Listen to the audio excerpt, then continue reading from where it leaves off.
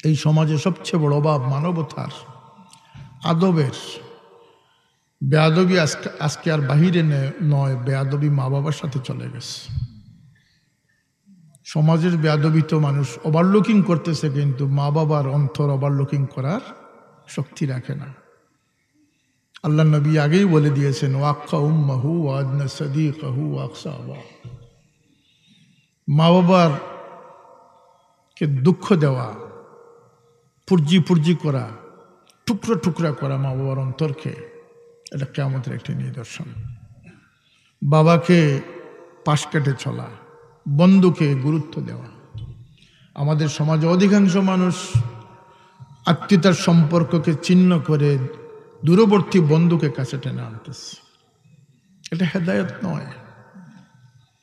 আমাদের কোন জায়গায় অভাব? শিক্ষার অভাব, জানার অভাব। আমরা মনে করি যে আমাদের জীবন মুসলমানই হয়ে গেছে।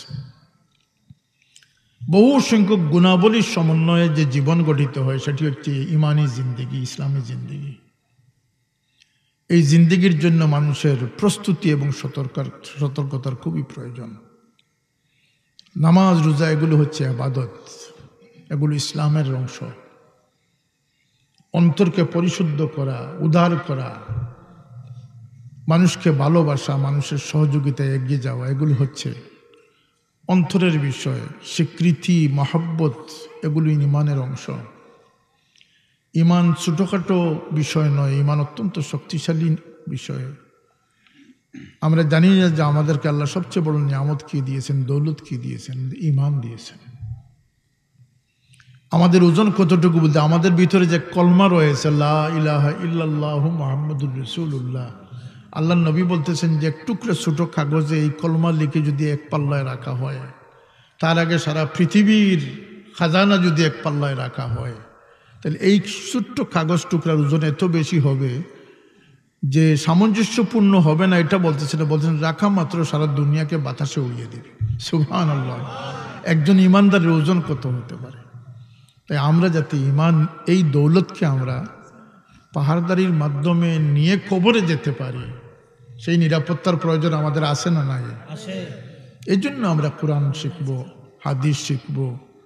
আল্লাহ আমাদেরকে সেই হেদায়েত নসিব করুন। আমরা যারা জানি না,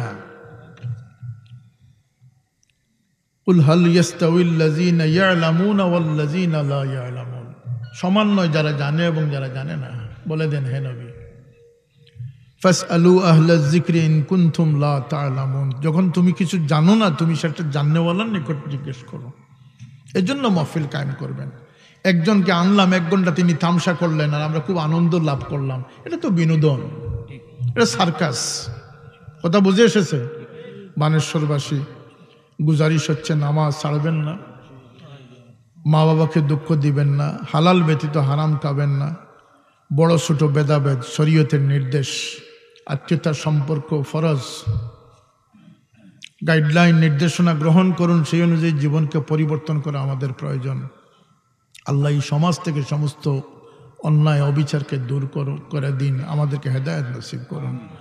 ওয়া আখিরু দাওয়ানা আলহামদুলিল্লাহি রাব্বিল আলামিন। সাল্লাল্লাহু আলা সাইয়্যিদিনা ওয়া মাওলানা মুহাম্মদ ওয়া আলা আলিহি ওয়া দুরূদ শরীফ পড়েন। সাল্লাল্লাহু আলা সাইয়্যিদিনা ওয়া মাওলানা মুহাম্মদ ওয়া আলা আলিহি ওয়া আসহাবিহি ওয়া সাল্লাম।